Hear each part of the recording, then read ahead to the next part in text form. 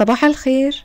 مين فينا مش بيعشق الحواوشي المصري؟ طعمه مش عاديه. احلى حاجه فيه كمان اللي انتوا لما تيجوا تعملوه في البيت مش هياخد معاكم دقايق ولا مجهود ولا تعب، هيطلع معاكم بنفس كراست العيش اللي عند الحاتي، وريحته وهي بتتعمل خطيره. هقول لكم كمان ازاي تسووه بطريقتين اسهل من بعض، وحتى لو هتعملوه على الطاسه هيطلع زي ما انتم شايفين كده، اللحمه مستويه من جوه وطعمها رهيب.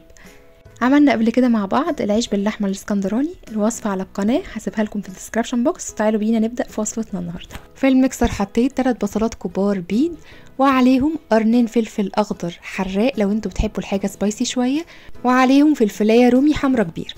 هخلط كل ده مع بعض علشان يبقى القوام بتاعه وسط، لا هو ناعم قوي ميه ولا يكون خشن بالمنظر اللي هتشوفوه دلوقتي.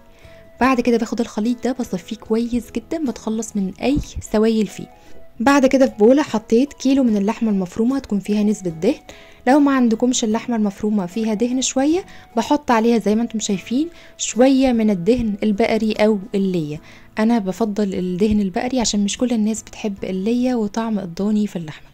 الدهن بيفرق جدا في طعم الحواوشي، ما تستغنوش عنه. بعد كده بضيف عليهم الخليط اللي احنا عملناه في الميكسر بعد ما صفيناه كويس جدا، علشان ده بيفرق جدا في قوام وطعم الحواوشي. هضيف عليهم معلقه صغيره من الثوم المفروم والبهارات، ملح على حسب الرغبه، فلفل اسود على حسب الرغبه.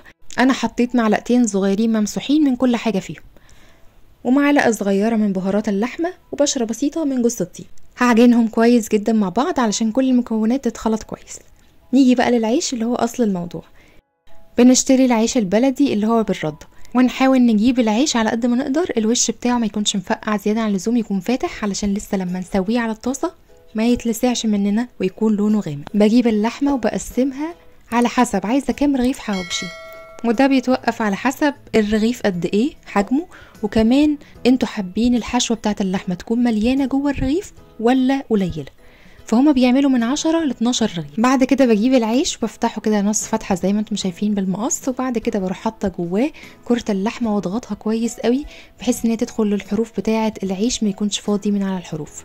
مهم قوي ان انا بعد ما اوزع اللحمه كده بضغط عليها من بره بحيث ان هي كلها تكون سمك واحد، علشان لما تيجي تستوي تكون كلها واخده نفس التسويه، وكمان يكون اللحمه جواها مضغوطه مش مفرفته. لما اجي اعمل الحواوشي محشيهوش كله، وبعد كده افضل اسوي واحد واحد. المفروض ان انا بحشي العيش وعلى طول على الجريل علشان ما يشربش كل السوائل اللي في اللحمه ويطرى مني. في ناس كمان بتحب تضيف شويه من الجبنه الموتزاريلا على الحواوشي، بيبقى جميل جدا برضو. في الطاسه او في الجريل بحط فيها شويه صغيرين من الزيت والسمنه مسحه بسيطه، واسيبها تسخن جدا، وبعد كده بنزل عليها الحواوشي. اول ما بنزله بيكون على نار عاليه، وبعد كده اول ما ياخد كراست كده جميل من بره بخلي النار تهدى شويه علشان يفضل بقى اللحمه تستوي من جواه، ما ياخدش لون بس من بره، ومن جوه يكون اللحمه نيه. بعد كده قبل ما اقلبه على الوش التاني بدهنه بنفس الخليط بتاع الزيت والسمنه، واول ما ياخد لون جميل كده من تحت بقلبه على الوش التاني لحد ما ياخد برده من فوق اللون الجميل ده، بيبقى مقرمش كده من بره، واللحمه مضغوطه وطعمها جميل، والريحه مش قادره اقول لكم كانكم عند الحاتي خطيره.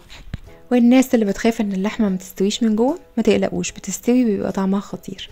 طب لو عايزه اعمل حواوشي في الفرن، باخد الحواوشي بدهنه بمسحه بسيطه من الزيت والسمنه من فوق ومن تحت، وبعد كده بروح حطاه على صاج ادخله فرن متسخن قبل كده على درجه حراره 200 لحد ما ياخد لون دهبي جميل من تحت، بروح قلباه على الوش التاني وياخد لون دهبي جميل من فوق برضو، وبروح مطلعاه يبقى لونه جميل من تحت ومن فوق، واللحمه مستويه كده بقى جاهز معايا. قدموه بقى جنب مخلل، شيبسي، حاجه ساقعه، كأنكم قاعدين في أحلى مطعم. كنت معاكم نسمة الخياط، أتمنى من كل قلبي إن الوصفة تكون عجبتكم، وما تنسوش اعملوا سبسكرايب للقناة وفعلوا الجرس عشان يوصل لكم كل جديد، ولايك وشير. باي باي.